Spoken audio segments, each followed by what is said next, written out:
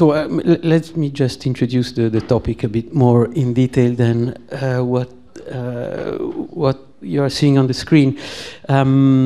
So this morning, in the opening discussion, we've been talking about the existence of a European journalism.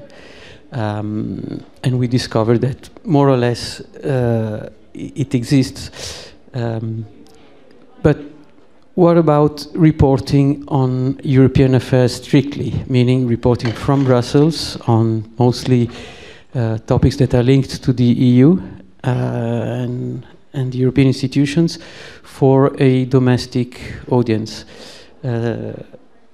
Something that's quite challenging to many because of the technicality of some issues, but also because it's complicated sometimes to explain to a domestic audience the arcane of what is happening here in the EU buildings.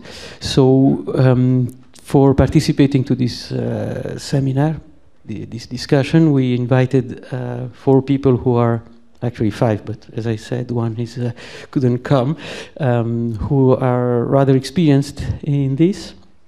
I will start from my right, so hoping that Alexander will come in the end.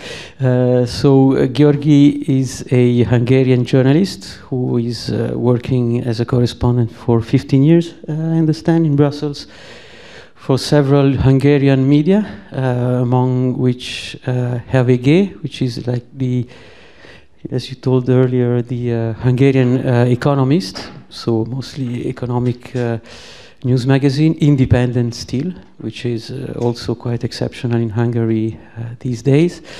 And he also set up, along with some friends, a website called Eurologos that focuses essentially on European affairs.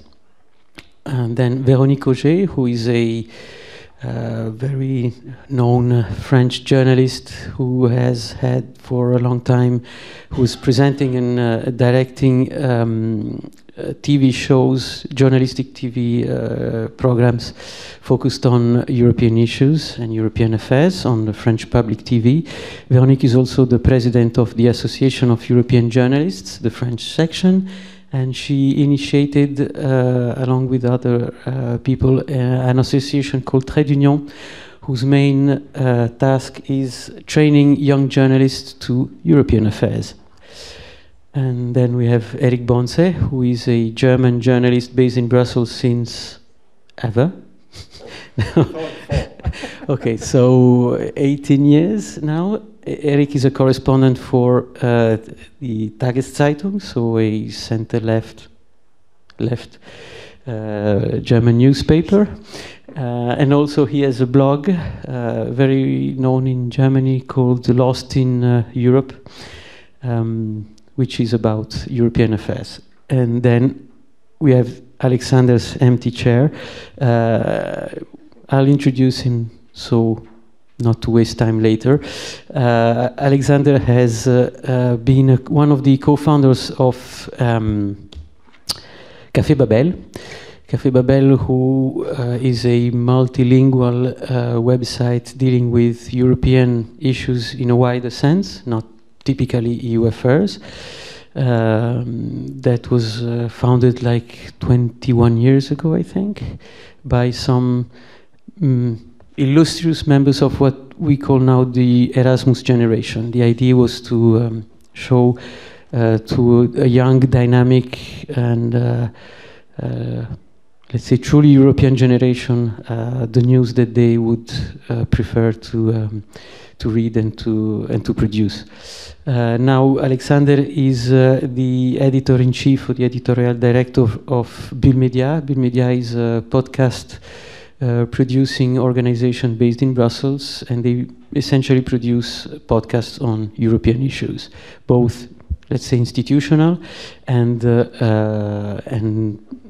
they also deal with other topics like society or culture.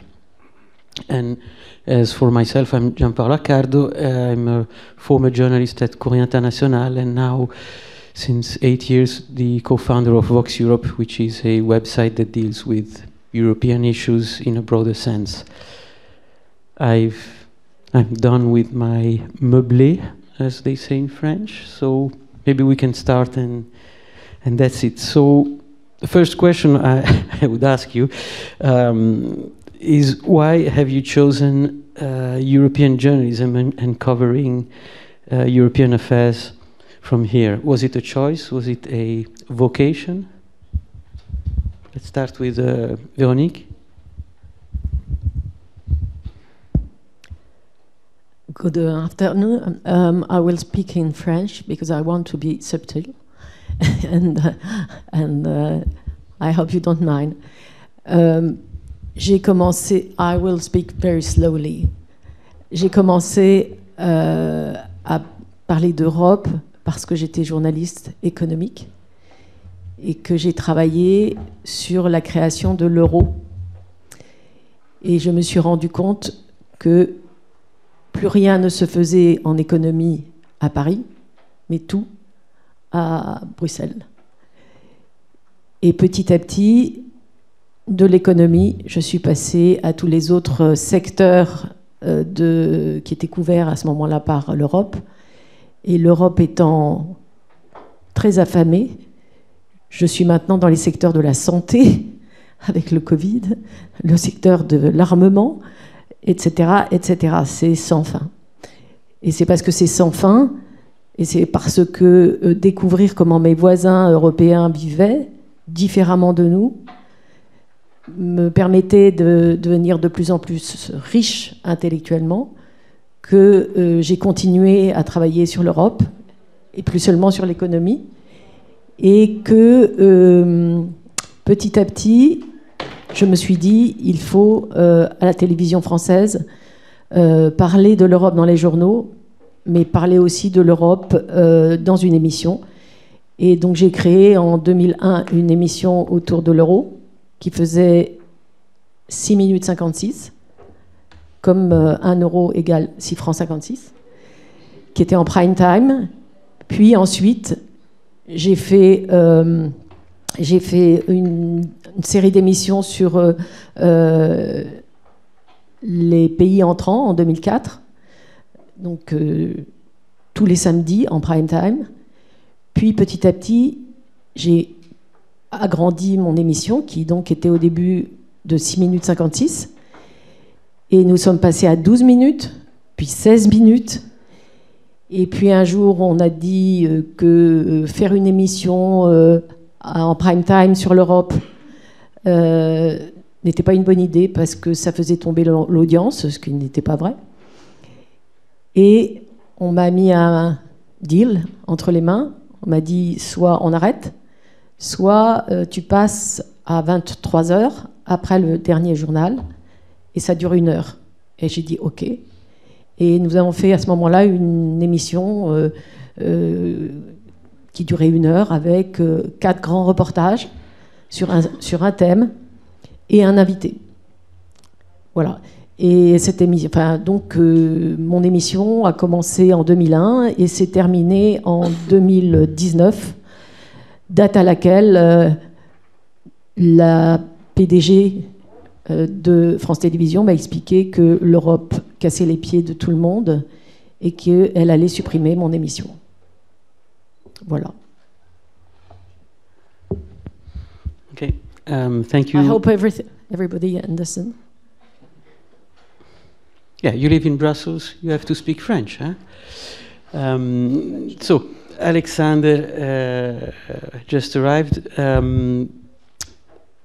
Thanks for being arrived alive, at least. So we were asking our colleagues, why have you decided, or have you really decided, or is it something vocational to deal with European affairs and European issues, starting with Café Babel at the beginning and now with Europod? So first of all, apologies for the delay, really sorry. Yeah, I started, I ended up dealing with Europe for, I think, a couple of reasons. I had 3 reasons, I would say. So first of all, I I'm half German, half Italian, and this immediately being in Italy, half German, half Italian, brought me from the outset having a bit more of a European view on matters of politics in Europe. But then technically I ended up in Brussels the first time in 2014 after my experience at Café Babel, which is a pan-European magazine based in Paris. And obviously then another factor is the fact that the Italian journalistic landscape is really difficult these days. Since a couple of decades, I'd say it's really difficult to find a job, to get into newsrooms in Italy. So you're pretty much incentivized to find your own niche, let's say, which explained also then why I try to then explore the European avenue more than other things. So I would say it was a combination of factors, probably the inclination personally, then also the structural factors of the industry in Italy, and yeah, and then a matter of choice actually. Yes. Well, you mentioned Gianpaolo mentioned the Erasmus generation. I think I'm kind of belong to them, but I was also lucky to start at HVG, which was, especially back then, in like 140,000 copies sold weekly serious paper, and I started my career there as a junior journalist for their online edition in 2004. So it was a bit, where would I go if I would stay in Hungary in the media? So after 3.5 years, that's when I moved to Berlin first, and then I hopped over here. So that was one of the reasons. The other one is also my multilingual, multicultural appraisal, that half of my family is Austrian, there have some Russian roots, I have some Hungarian, some Czech, so it's really a mixed. And I never felt nationalism in any sense. So I was really a polyglot European by default from appraisal and from the values I got from my family. So through this, it was obvious that I will go abroad.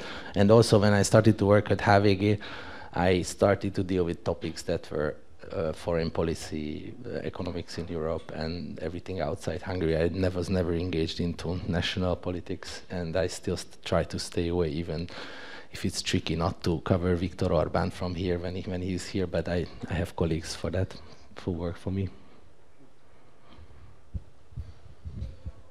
Yes, my story is a little bit different. I'm German, but I consider myself as being European in the first place. So this is kind of my nationality, my conviction, to be European, to think European, to write European.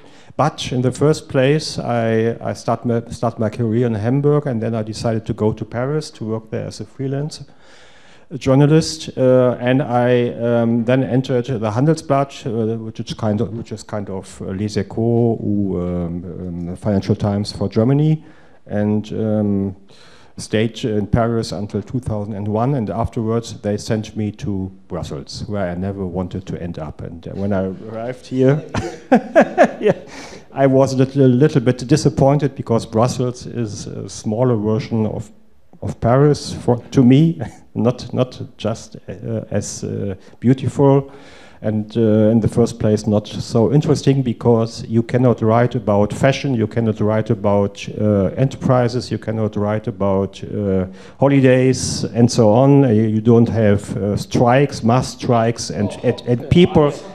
No, if you write about European affairs, you only have the Commission in the first place, and then you will have some work to do with the Parliament and the Council, of course.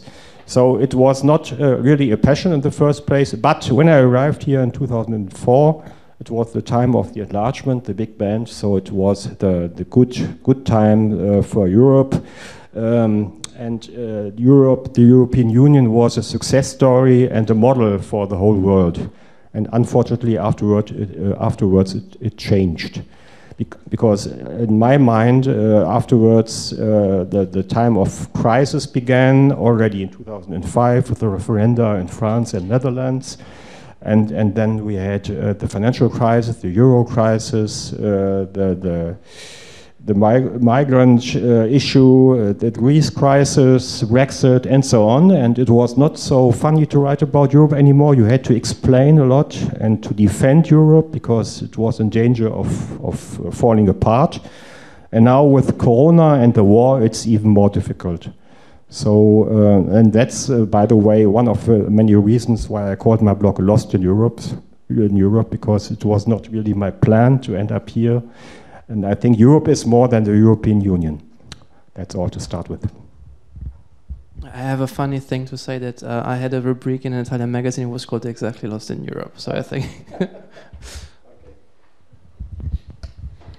Okay, so how would you say that is your work different from the work of other correspondents or foreign correspondents or other journalists? And if so, does it require some specific skills? Who wants to start?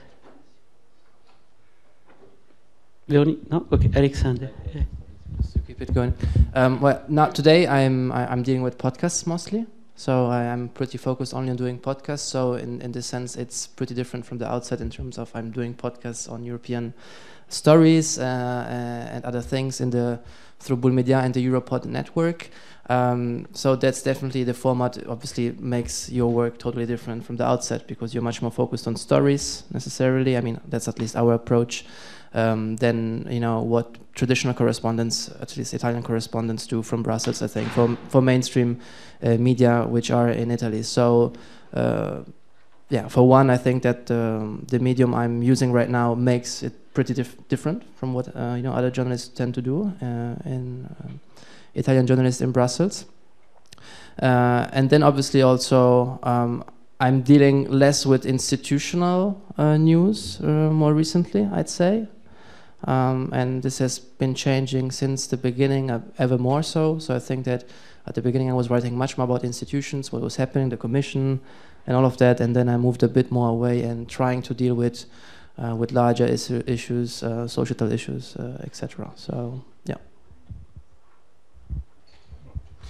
Yeah, to me it was totally different. I already mentioned it in Paris. When I started as a freelancer, I covered in the first place a little bit of history, then tourism, then fashion, the Paris fashion shows. I was a special guest, regular guest there.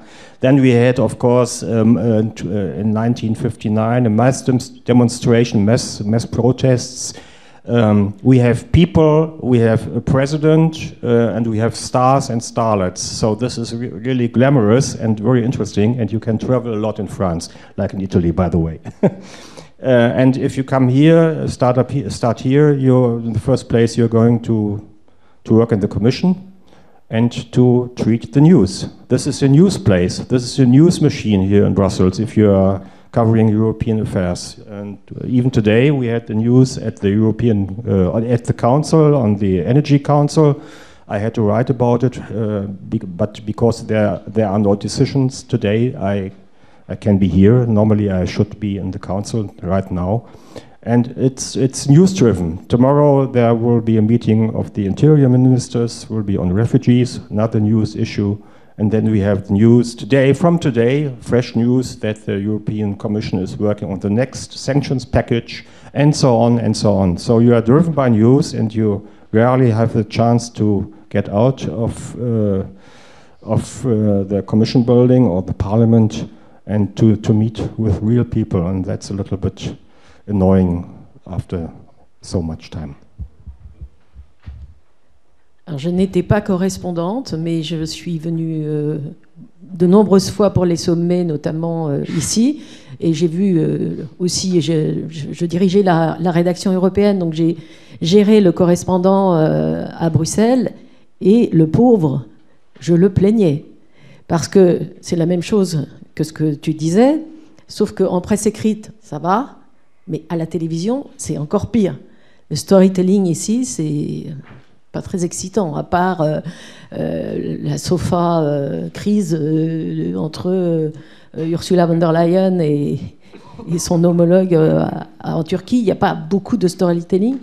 Et je voyais le pauvre Pascal Verdeau téléphoner à la rédaction et dire « Mais si, c'est important, le Conseil de l'énergie, aujourd'hui, le prix du gaz, ça va avoir une répercussion dans la vie des gens. » Et je le vois déjà, hein, ça va en avoir parce que le prix du gaz va être très élevé. Et le rédacteur en chef, le prix du gaz à Bruxelles, mais quel rapport ? mais pourquoi toi? Pourquoi tant de haine? C'était ça. Très, très, très difficile. Très difficile aussi parce que les sujets sont difficiles. C'est effectivement pas la mode. Et quand les sujets sont a priori faciles, c'est un attentat. Parce que le correspondant de France Télévisions ici doit à la fois couvrir tous les sommets, tous les conseils, toutes les sessions, partir à Strasbourg, mais aussi, s'il y a un attentat, c'est lui qui fait tout de suite.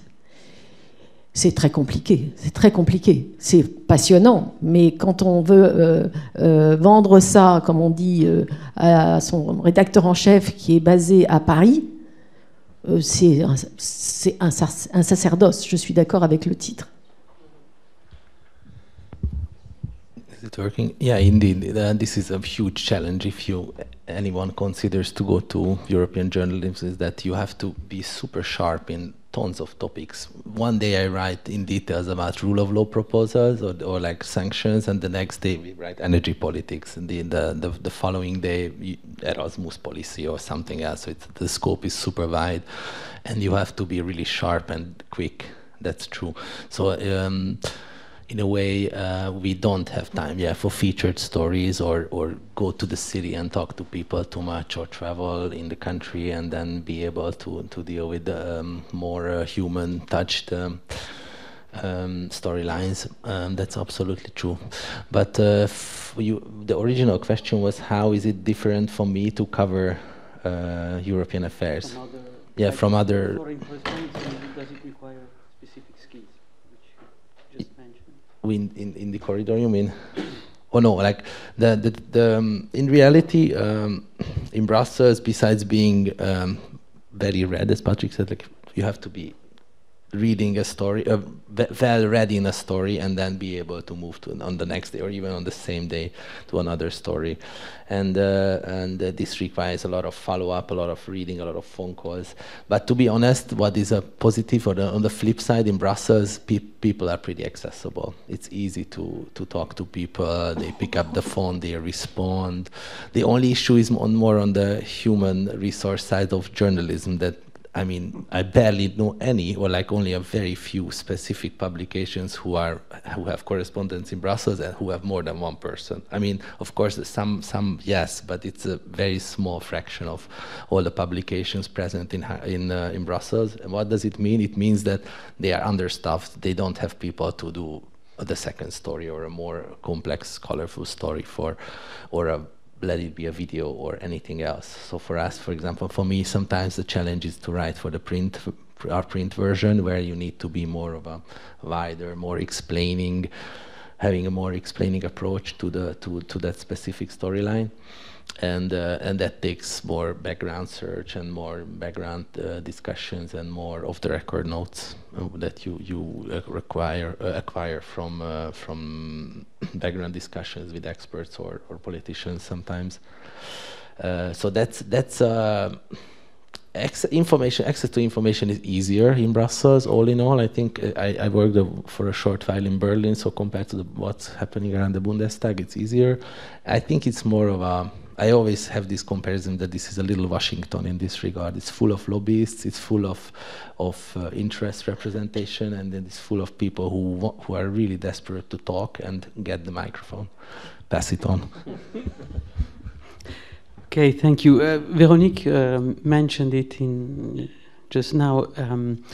It's always very complicated. No, it's not a bit, it's quite complicated to tell your editor-in-chief that you have a very important topic on the hand, and that it definitely needs room within be it the website or the newspaper's pages or radio time and so on.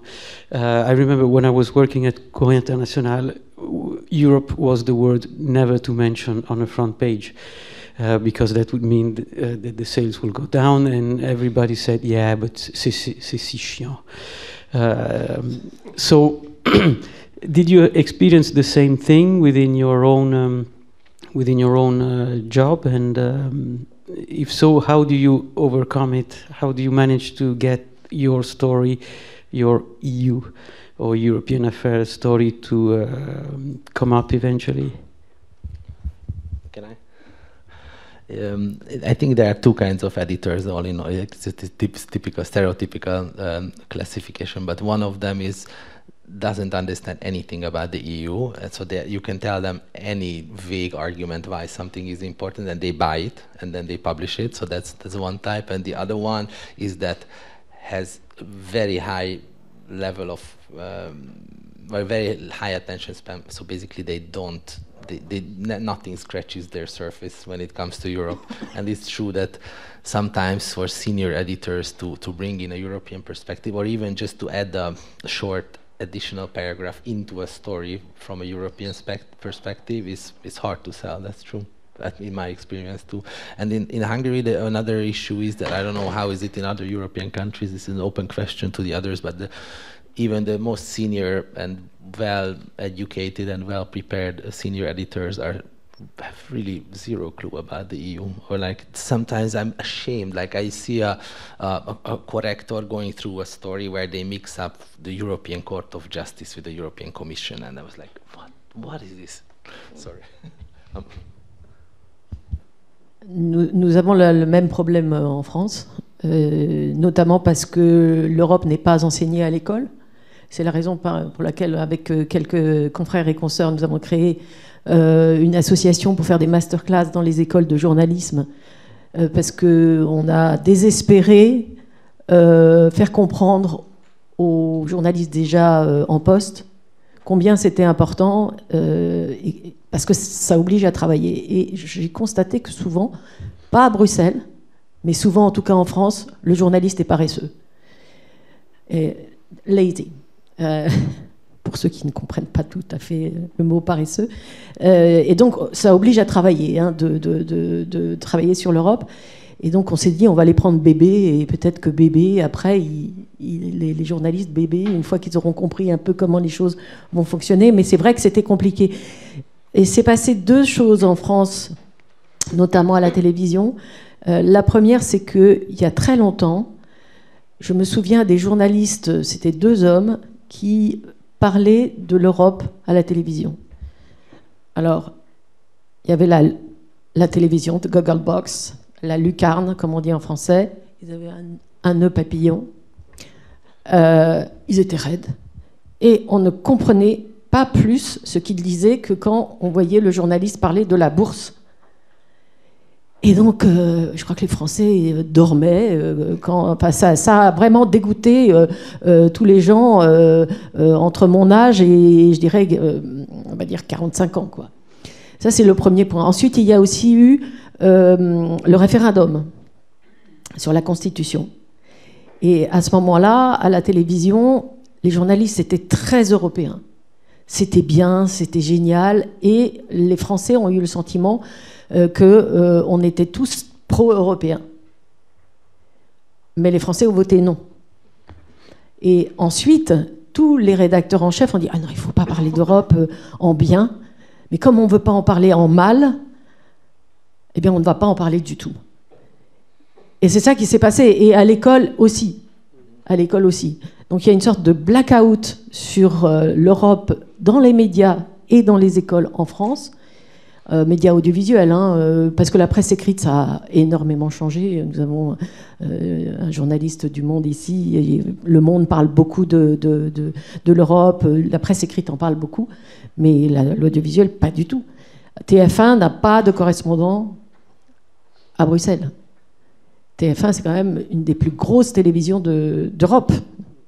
Donc, avec un journal qui fait des millions de téléspectateurs. En partant du principe que Bruxelles est à 1h15 d'ici. Ben oui, mais c'est 1h15, mais voilà. Oui, Paris est à 1h15 d'ici, sauf que bon, avec les métros qui sont en retard, le traffic jam et puis le Thalys qui est jamais à l'heure, ça fait plus. If I may just add something to what Véronique said. So France is one of Europe's main largest countries, a founding member of the EU and so on. And currently there are, if I'm not wrong, like 35 or 36 journalists, French journalists in Brussels, all in all. which is a very small number compared to the media landscape in France. It means that very few French media have their own correspondent in Brussels. And if I'm not wrong, 8 or 9 are from a single media, which is not Agence France Presse, but it's Context, which is a small media that deals with the professional issues, essentially. So this explains also the importance that is allocated to European affairs, at least in France. I don't know for other countries. Italy is even worse, I guess. Less or more? Italy is even less, I would say. I couldn't say how many are in Brussels, honestly, but I don't agree. I want to bring a different perspective, maybe on the... I have the feeling, looking at Italy, that instead, over the past 10 years, the coverage of Europe has increased a lot. Maybe it's a perception, I don't have the data, honestly. But I have the perception that we talk more about European institutions. We always have a bit this tendency to, to mix Europe with European institutions, but I also believe that there's much more coverage of what is said in other European countries about common topics. So I think that we are on a positive trend on that side. I mean, positive. I don't know, it's neither positive or negative, but things are changing, in my opinion. In Italy, there have been plenty of initiatives which were born over the past 10 years, which specifically focus on Europe. Within can I use mainstream media as a term, or I don't know, the leading, let's say, newspapers? I can give you some examples. For instance, a new newspaper which was born a couple of years ago, 1.5 years ago, which is called Domani. It's not of the size of Repubblica or Corriere della Sera, but for instance, Domani has every day, it has a coverage on what is happening in Europe. Every day. Do you have somebody here? No, she's not here. She travels sometimes here, Francesca. But every day there is one page on Europe. Every day. And this was not the case 10 years ago. There has been online media which were born, L'Inchiesta Europea, which were focused on European affairs specifically, so a website which opened up the whole section only about European affairs. Most of the time, these initiatives are financed by public money coming from the European Commission, from the European institutions, sorry. So there is, I think, also a problem of, I don't know, there's something behind this mechanism of financing, I think, the coverage of European institutions, which would need to be discussed a bit more, I believe, somehow. But I see a positive trend all in all. I think more could be done in the way we bring in voices from other countries to discuss common problems, and I think this is what we lack most of all right now. We have started to cover pretty well, a lot European institutions. Then if we go into the qualitative way of covering it, I think that's an interesting discussion. When it comes to Italy. What we could do more, I think, and better is trying to understand what Germans think about a given problem in Italy, for instance, or people from Hungary about a specific issue, and not only focus on what the government of Hungary says about a given policy or situation. I think this is really lacking in Europe right now, and explains, I think, a lot of problems we have also to the political level, that we don't have an idea what specific social groups and classes in different countries think about specific issues. But this is not just the media, it's also closely related to the lack of proper European civil space. I mean, NGOs, there are cross-border NGOs, they are mostly super weak. I used to work for a long time for a big European cross-border multi-issue human rights NGO, and it's super difficult to sell news in several languages on human rights, for example, rule of law or digital rights or any other human rights related issues. I tend to believe that media have a special responsibility in this, to make the effort, honestly. For Germany, it's very different, I guess. I mean, Europe is a big issue in Germany, in all media, even on television. We have more than 120 correspondents here.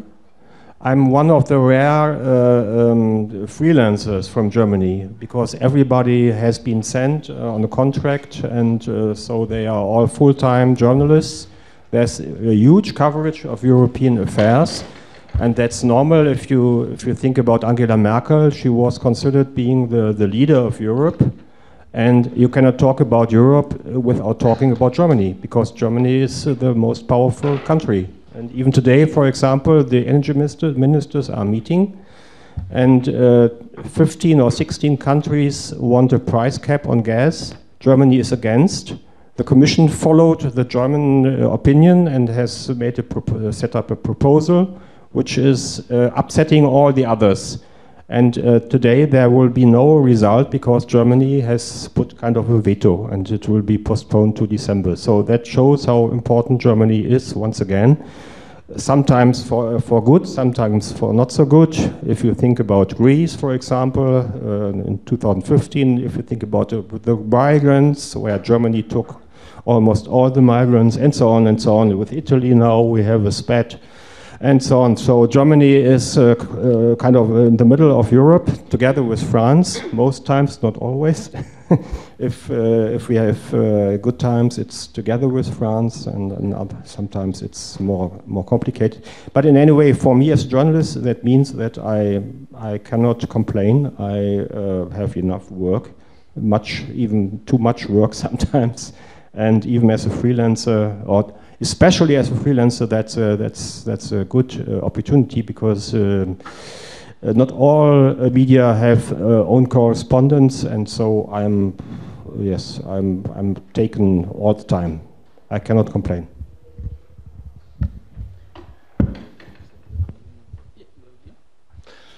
No, I mean, Hungary is a special case. I think that was like, when I came here in 2008, there were around 15 journalists. And then there was a pretty open and diverse media landscape from Hungary represented in Brussels. Today we have like 9 correspondents, but 6 of them are from the zombie nation. So complete propaganda machine bullshit feeding people. And it's Katalin, myself, and my colleague Laszlo who are doing some decent journalism from Brussels for the Hungarian media. Actually, this is the main reason why we started Eurologus, my Hungarian publication on EU affairs, because we said, with 3 other co-founders, Esther and some other people, is that we cannot simply take the fact that it's so boring to read about the EU all the time. So when we started it in 2012, it was first just a mini Tumblr blog, then it moved to 444.hu, and then to Index, and then from there on to HVG back. So we came from the idea that we will cover regularly EU affairs for the Hungarians in a way that is readable, that is digestible, that is explaining the basics, and we come back and do this, explaining the basics all the time. So for me, explaining the basic institutional formats, or how ministerial councils work, or and so on and so forth, are daily routine, and you cannot skip it. If you do European journalism, you do it mostly very repetitive stuff. One part of the job is always explaining the same things. Thanks, Jörgi. So you mentioned it right now. How do you manage to make your work both on the personal side of your daily life, and here we come to the nitty-gritty of the European reporting. How do you manage to get your work not boring, both for you, avoiding being repetitive, and how do you manage to make it not boring for the audience? And yes, if I can say that, to sex up EU and European affairs. I'm talking as an editor now. Don't look at me.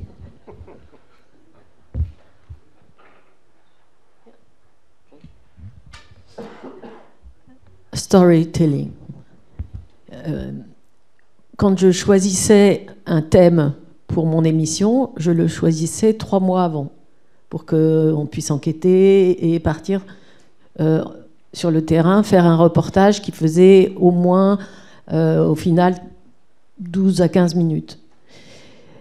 Et pour choisir le thème, je partais du nombril des Français. Les Français s'intéressent d'abord à ce qu'ils sont. Donc, par exemple, la santé, la sécurité sociale, ou je sais pas, l'éducation, ou enfin un thème dont je savais que 3 mois plus tard, il serait dans l'actualité.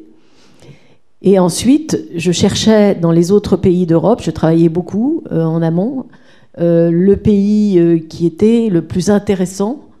On parlait ce matin de journalisme constructif, Et donc c'était le pays qui était le plus intéressant comme apporteur de solutions aux problèmes français. Et à l'inverse, il me fallait quand même un contre-exemple. Et je cherchais le pays où rien n'allait. Et je me disais toujours, d'ailleurs, on est les meilleurs ou on est les moins bons, nous Français. Et je me suis rendu compte dans les statistiques, et c'était vrai encore ce matin, que nous Français, nous ne sommes jamais les meilleurs, nous ne sommes jamais les moins bons, nous sommes toujours très exactement dans la moyenne. Ce qui n'est pas très satisfaisant finalement. Ça veut dire moyenne, ça veut dire médiocre souvent. Mais voilà, pour essayer de... Sorry to interrupt. There are countries who would be happy to be at that level on the average. Yeah. Mais bon, j'aurais préféré qu'on soit ou très mauvais ou très bon. C'est plus journalistiquement plus sexe, c'est sûr. Mais voilà, et donc je cherchais toujours à voilà. Et ce journalisme, ce benchmarking, je l'ai initié dans l'émission, et ensuite ça a pris dans la société française. Et je me souviens que du temps où François Fillon était ministre des Affaires sociales, il a commencé à aller notamment en Suède pour aller voir comment la retraite, les pensions de retraite étaient... pourquoi le système fonctionnait, par exemple. Il emmenait en avion plein de journalistes pour aller voir là-bas. Et petit à petit, c'est venu dans les journaux. C'est-à-dire les journaux ont commencé à faire la même chose, mais au lieu de le faire sur 16 minutes, ils l'ont fait sur 2 minutes 30. Voilà, je partais j'essayais d'appliquer la devise de Georges Clooney, « Open your eyes ». Et bon, je pense que ça a beaucoup intéressé. C'était une bonne façon de le faire. Après Georges Clooney, il n'y a plus personne.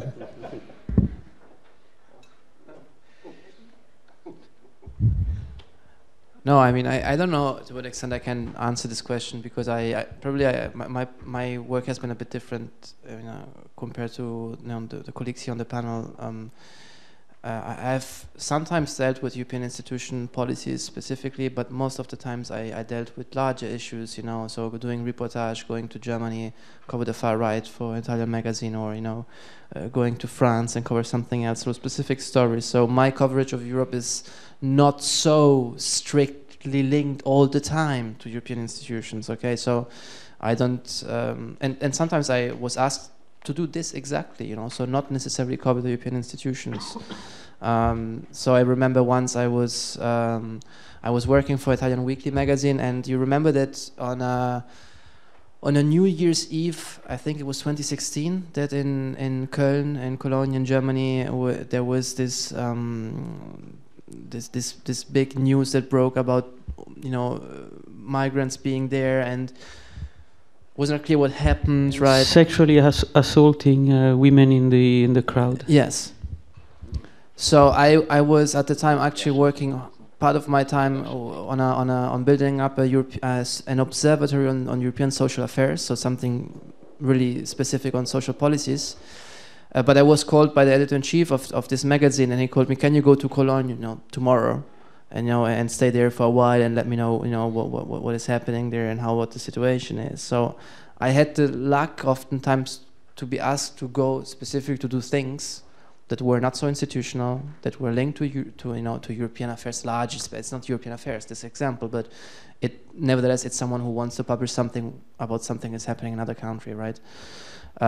So luckily enough, I didn't often have that issue about making it more sexy, honestly. But you Bull Media published quite some podcasts in partnership with some European institutions, and also think tanks based in Brussels, which belong to what we call the bubble. Yeah, okay, here. So maybe one thing I can tell what we did in 2019, we produced a podcast for Repubblica, which was called Jungle Europa, which was an attempt to deal with the European elections in a quite funky way through a podcast, so weekly. So we developed a whole format, there was an orangutango screaming all the time, which was a bit the metaphor for the European institutions, so this character which you don't really know. He's so big, you know, and but at the same time, it's also, you know, kind of makes you smile. So we worked a lot around this metaphor, you know, in the way we framed the show, the sound effects in there, trying to be also, we played a bit of a character, so I was the dumb guy, which I am, but and you know, and she was the more kind of intelligent person. So I mean, obviously, yeah, this was pretty much in the philosophy of making it more sexy, probably, yes. Well, the former mayor of Berlin said Berlin is poor but sexy, and you cannot say the same thing about Brussels or about the European quarter, unfortunately. It's even rather difficult to find journalists who want to work here in Brussels and cover European affairs. Yeah, even Frankfurter Allgemeine Zeitung and Süddeutsche, thus the leading newspapers, are at pains to find volunteers to come to Brussels, because you are too far away from Berlin. You have no sexy stories, and everything is complicated. So you'd rather be an economist or a lawyer if you start writing about European affairs, because you have to explain all the time. On the other hand, and that's what I already said, I do not have any issue with that, because I'm writing on news. There are so many news here that these are news stories, and they sell themselves all alone. They do not have to be sexy. It's just news, and that's basic news. And differently to France, the German public wants news. They want to buy news. If you look at the television, at the news stories, it's always news from Brussels in there. Always. There's no problem. So we do not have to beef it up or to make it sexy. We just sell the news. So you see, there are two big differences between France and Germany, at least on the approach on European news, European affairs. So Véronique mentioned the narrative on European affairs, which is very important to get your story published in the end by editors. Most of this narrative currently is, this is my opinion, but we can discuss it, is framed by mostly mainstream English-speaking media here in Brussels. They have what the French call une force de frappe. They have some such power because of sheer numbers. They have more correspondence here, more money, more influence, that they are able to frame, to shape the narrative to wide extent of what is happening here.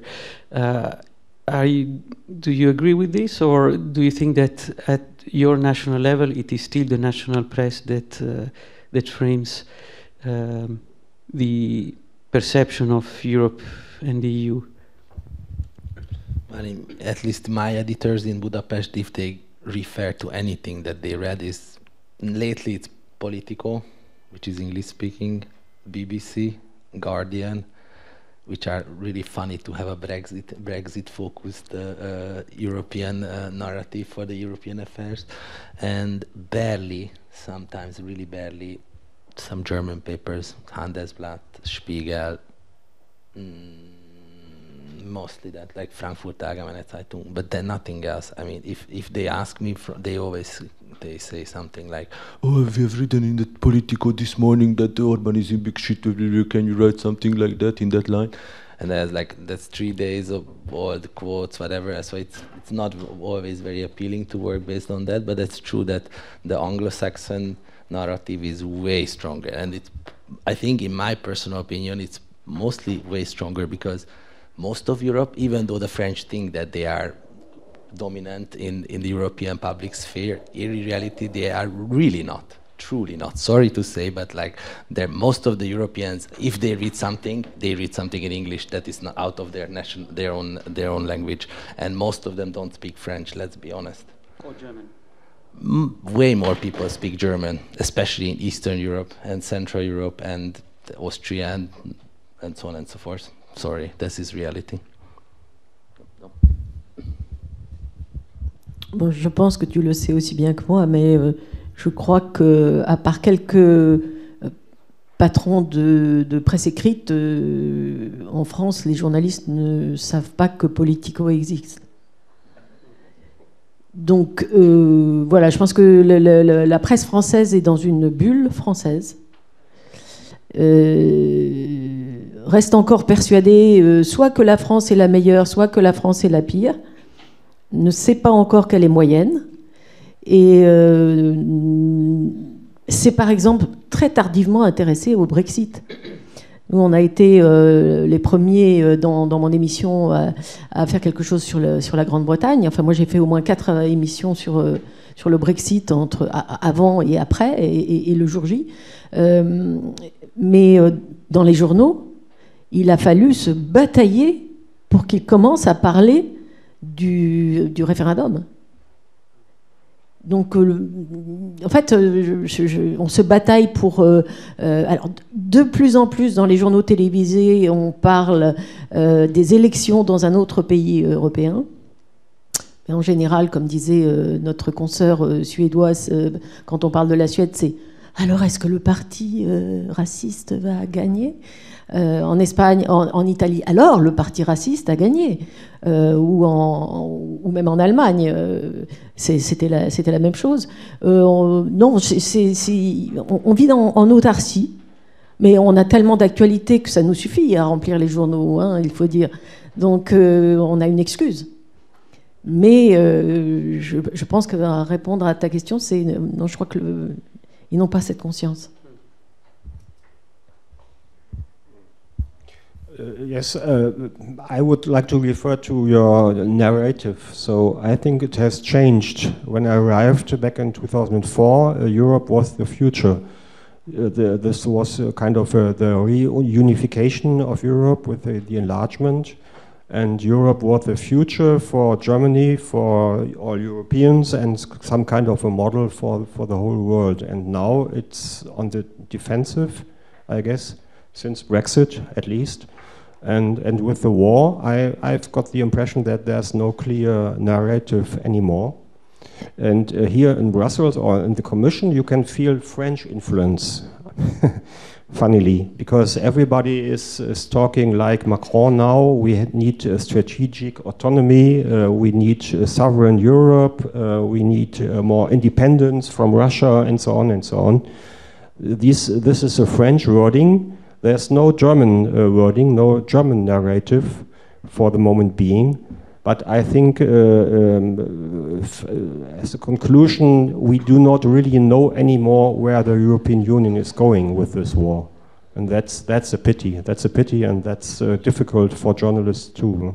Because as I said in the beginning, when I arrived here, I was enthusiastic and very interested, and all the journalists were kind of missionaries who wanted to convince all the people of the value of the European Union, and now we are all a little bit lost, I guess.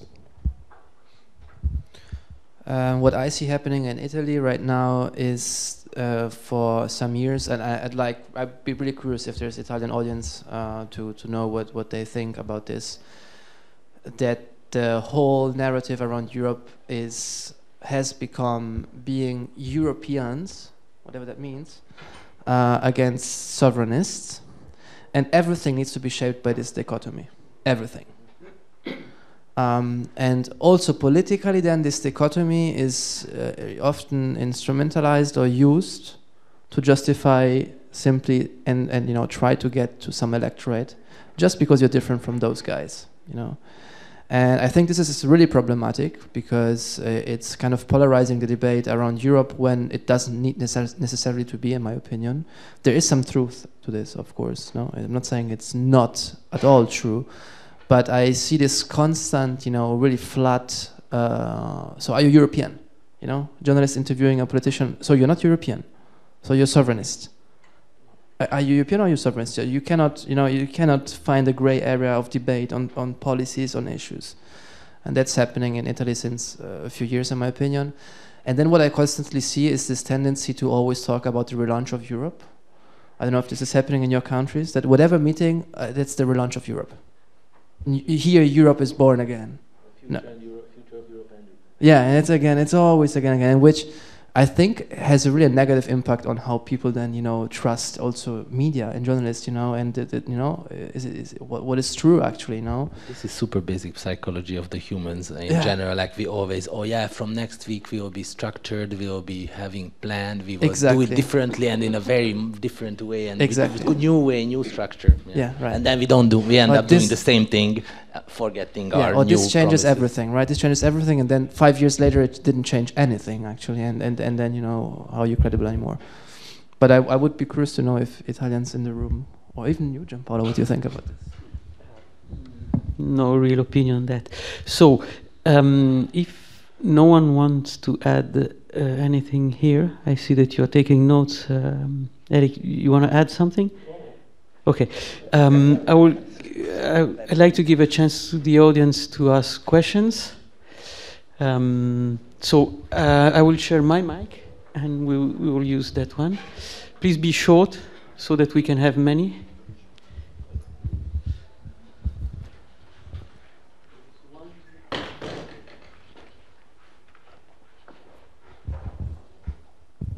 My question will be very short, because after this this meeting, I feel completely depressed. So can you give me a little bit of hope about EU and Europe in general?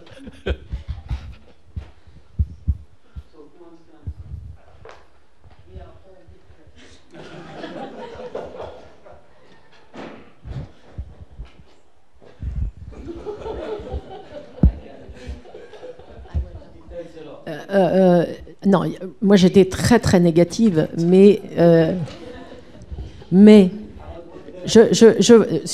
j'ai été très négative, non pas sur l'Europe, mais sur le sujet qui nous intéresse, c'est-à-dire le journalisme en affaires européennes. Mais depuis 10 ans, il y a des progrès immenses en France, dans la presse écrite notamment, immenses. Et Radio France, donc télévision, radio publique aussi.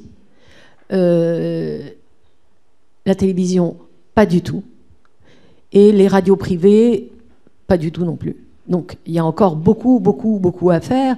Et j'aimerais, alors qu'on aime ou qu'on n'aime pas le personnage, hein, mais je pense qu'il faut absolument profiter des années Macron qui restent pour, dans les médias audiovisuels, augmenter le goût à l'Europe. Juste le goût d'avoir l'apprentissage, de savoir quelque chose, de savoir ce qui se passe, etc. Et je trouve que la période est bonne, puisque il se passe tout le temps quelque chose ici. Hein. Donc l'Europe est partout. Et donc c'est inéluctable qu'elle soit aussi dans les journaux. Donc je suis pas totalement suicidaire ni dépressive, parce que je pense qu'il y a des marges de progrès et qu'on en a fait beaucoup en France. I think for Europe, the best hope now is that we have a huge external threat. And because of this, the sanctions that we hammered together were way quicker passed. Now that we are scared of Russians, Europe is way more willing to cooperate, even jerks like Orbán Viktor. So even I mean, look at the Polish. They were a year ago. They bloody-mouthed shouters against the EU, and they crossed the lines wherever possible. Now they are one of the most obedient EU member states when it comes to cooperation, because they understood that on my right side is Moscow, on my left side is Brussels. Is this a real question where I would tend towards to? No, it's not. And the same way most of European governments realized, even Viktor Orbán, who plays this double game ever since, and he's still playing it in the background. If I talk to my sources back in Budapest, everybody tells me that, yeah, on the shit show, he's doing the same. He's doing the same anti-Brussels, anti-Western world, anti-democracy rhetorics. But in reality, when it comes to actions, he accepted all conditions concerning the rule of law or the freedom, independence of justice when it comes to what Brussels told them in the rule of procedure, the Article 7 procedure, and the infringements and the I always forget the third one, rule of law mechanism. So, I mean, I'm just bluffing a few examples, but all in all, Europe is now a bit more coherent, and let's be honest, on a global scale, it's way more, besides Canada, everything else is less appealing than the European Union when it comes to the world. So who wants to choose between the US and Europe to live in the US? Most of the people won't. Sorry. Yeah. It's not super optimistic, but this is like realpolitik optimism. Next question was the gentleman over there. Oh, sorry.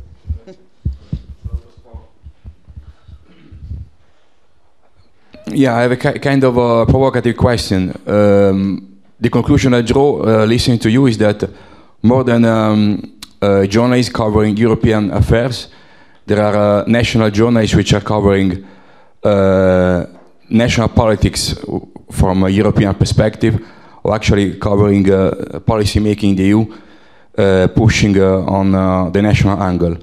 So I think that this is something which has been repeating since I was an intern 25 years ago, news agency, and that's why I work only for 4 years as a correspondent, because I got very bored with that.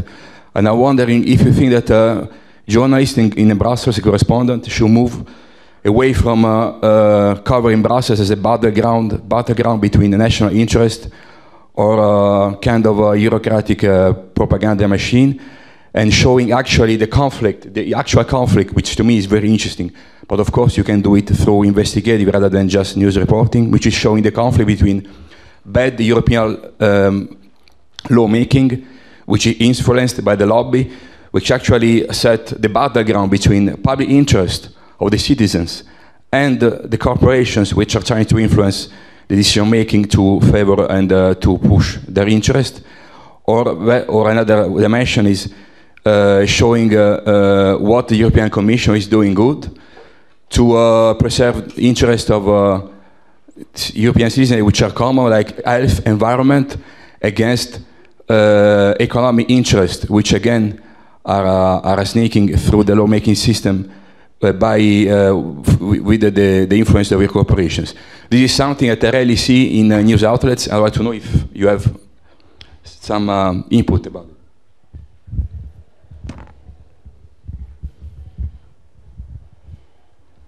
A really short answer, yes. I think that's a really interesting comment. And I think it's really interesting what you say, that it could make sense to open up a new perspective on how to cover Europe and European affairs. And I think there's an awful lot of truth to what you say, that, that it doesn't need to be covered as it is covered. And that, going back a bit to a more, economic interests, lobbying against, other instances can be a different approach. So I think this is actually a really, to me, it's a pretty interesting comment.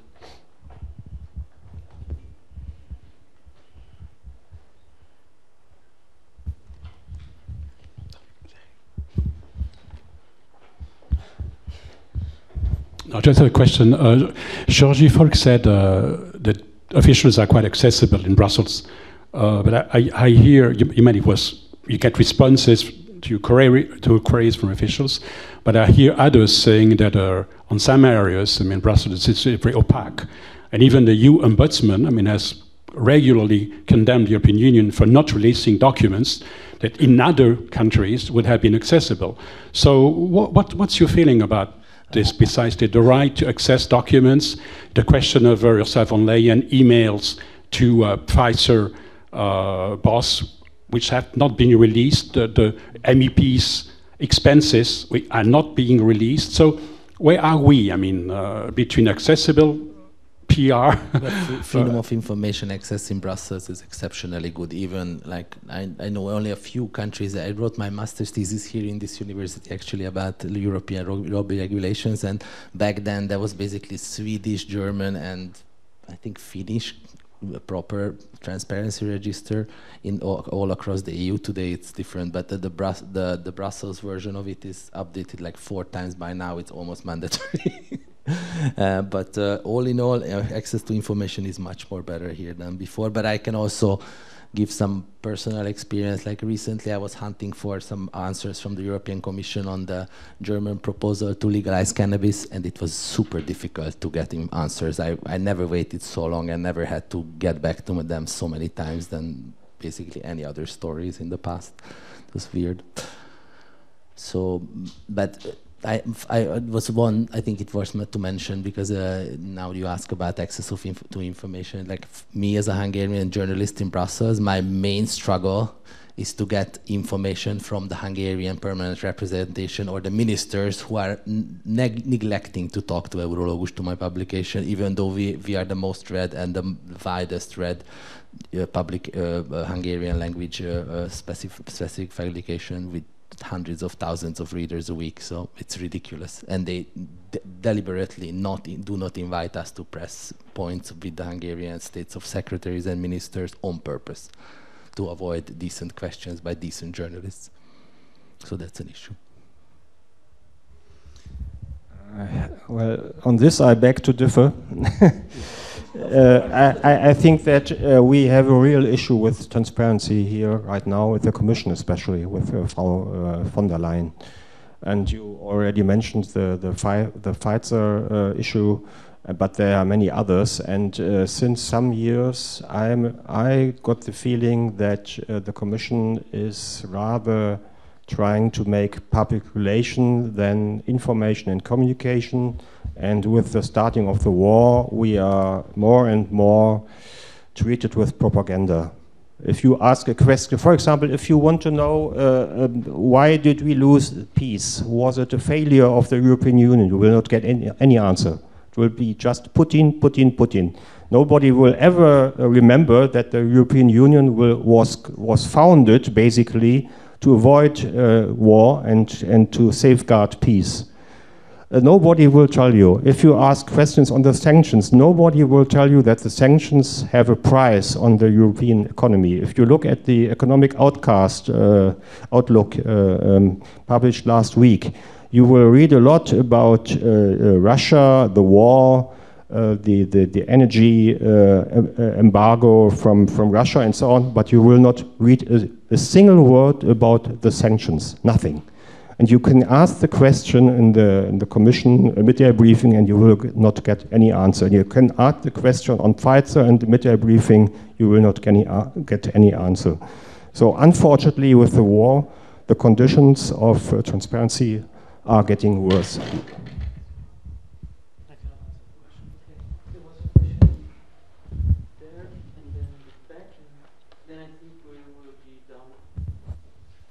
Yes, the rhetorical question. So earlier in the morning I was invited as a speaker in a debate on constructive journalism and solution journalism.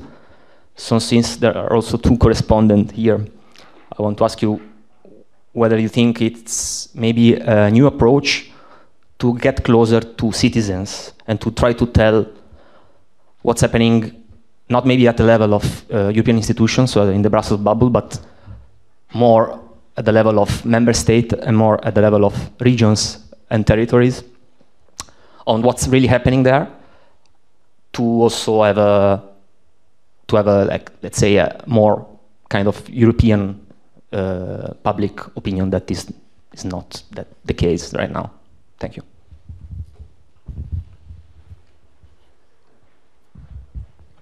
Alors j'ai l'impression d'avoir répondu à cette question tout à l'heure, mais peut-être vous n'étiez pas là.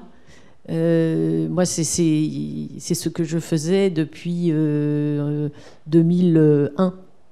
Je pense que c'est la bonne façon de construire, en tout cas d'informer et d'avancer, et non pas de pointer tout le temps du doigt. J'étais tout à fait en phase avec votre intervention tout à l'heure. Et je pense que c'est une des façons de parler de l'Europe. Oui. Je ne sais pas si je réponds à la question.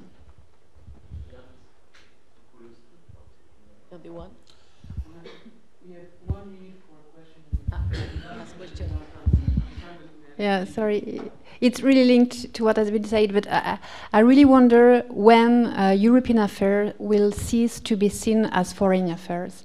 You asked the question about the difference between European correspondents, foreign correspondents, and that's not the same because, as you said, Madame Auger, Europe is all over around us, and the fact is in the newsrooms, European matters remain to be under the responsibility of international departments, at least here in France, I know also, and they are not linked and integrated into the coverage of local affairs. And European correspondents stay disconnected from their local national newsrooms.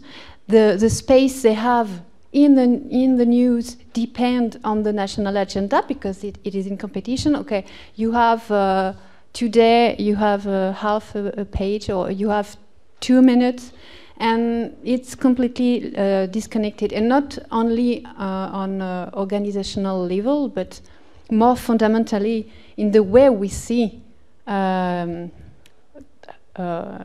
European affairs. It's not, the question is not so much how much do we cover Europe, but how do we cover Europe? And you spoke about the training of journalists. Here we try to train also journalists, local journalists, to better know about European politics in order to better link. It is possible, even when the European Union is not competent. Specifically, it's an interesting way to show the complexity and to show that states don't want to share this competency. This comment to ask questions: how to better link the work, the impressive work you do in Brussels, but with the local newsrooms, and how to better integrate